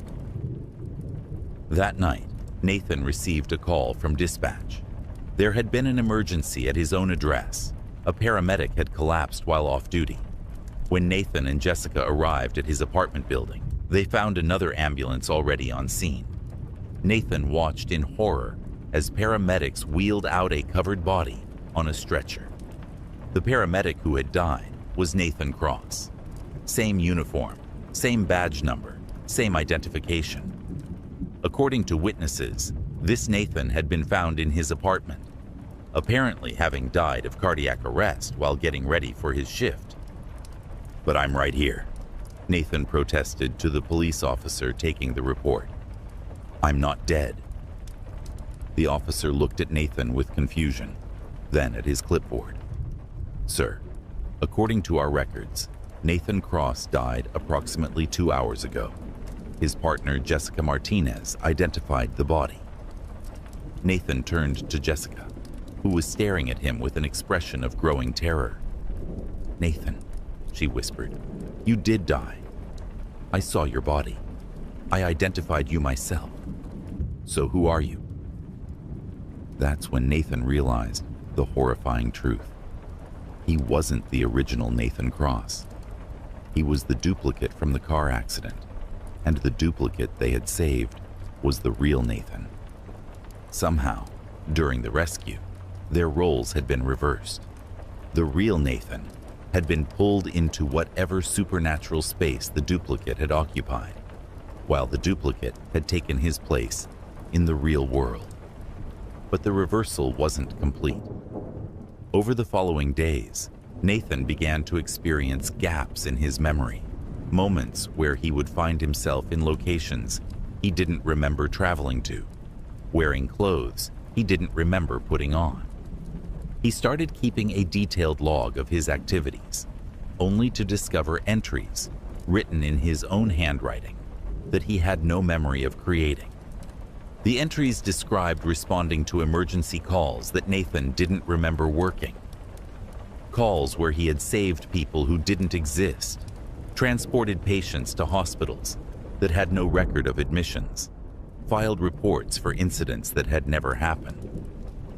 Nathan realized he was living multiple versions of his life simultaneously. During his regular shifts with Jessica, he was working real emergencies in the real world. But during his memory gaps, he was working phantom emergencies in some mirror dimension, responding to calls that existed only in the space between reality and whatever realm the duplicate had originally come from. The situation escalated when Nathan started encountering other versions of himself at emergency scenes. During a house fire, he glimpsed another Nathan through a second-floor window, wearing a different uniform and carrying equipment Nathan didn't recognize. During a multi-vehicle accident, he saw 3 different versions of himself working on separate patients, all moving in perfect synchronization, but wearing slightly different variations of paramedic gear. Jessica couldn't see the other Nathans, just as she couldn't see the phantom patients or impossible emergency scenes that Nathan was describing. To her, Nathan was responding normally to regular calls, but his behavior was becoming increasingly erratic as he tried to work multiple realities simultaneously. The breaking point came when Nathan received a dispatch to respond to his own death. The call came through his radio while he was having lunch at the station. Code Blue at Denver General Hospital. Emergency room. Paramedic Nathan Cross. Cardiac arrest. Immediate response required.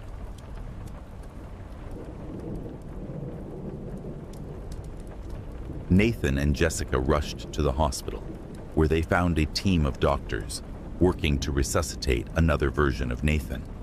This one was wearing a paramedic uniform from a different service, with patches Nathan had never seen before. As Nathan watched the resuscitation efforts, he felt his own heart begin to falter. "Jessica," he gasped, clutching his chest. "Something's wrong. I can feel myself dying." The version of Nathan on the hospital table flatlined at the exact moment Nathan collapsed beside the gurney. But as the doctors called time of death for the patient, Nathan felt something return to his body. Memories, experiences, pieces of identity that he hadn't realized were missing. In that moment, Nathan understood what was happening. Every time a version of himself died in one of the parallel realities, a piece of his consciousness returned to him. But with each death, with each reintegration of his scattered identity, Nathan became more aware of the truth. He wasn't a duplicate who had replaced the original Nathan. He was the original Nathan. But his consciousness had been shattered across multiple realities during the car accident. Every emergency call he couldn't remember, every phantom patient he had treated, every impossible scene he had worked, they were all pieces of his fractured mind, trying to continue his work as a paramedic even after his death. Nathan's final log entry, found in an ambulance discovered crashed at the same location where his story began, contained his last coherent thoughts.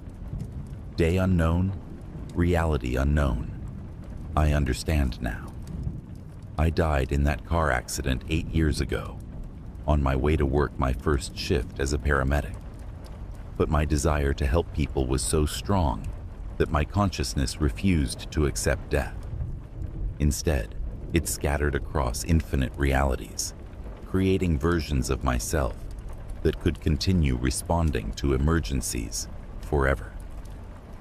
Every call I've worked since then has been in the space between life and death, helping people who are also caught in that liminal space. Jessica can't see the other versions of me because she's still alive, still in the real world. I've been dead for 8 years, but I've been too dedicated to my job to stop working. The car accident I responded to wasn't a duplicate of me. It was me, dying over and over again, as my consciousness tries to return to the moment of my death and accept it. But I can't stop working. Even in death, there are always more people who need help. Nathan's body was found in his ambulance, apparently having died from the same injuries he had sustained in the original car accident 8 years earlier. But the most disturbing detail was that his radio was still active, continuously broadcasting emergency calls to locations that didn't exist for patients who had died years ago, worked by paramedics who refused to accept that their shifts had ended with their deaths. The radio transmissions continue to this day, heard by paramedics across Colorado, who report receiving impossible dispatches to work emergencies in the space between the living and the dead, always responded to by voices that sound like colleagues who died while on duty, but never stopped answering calls.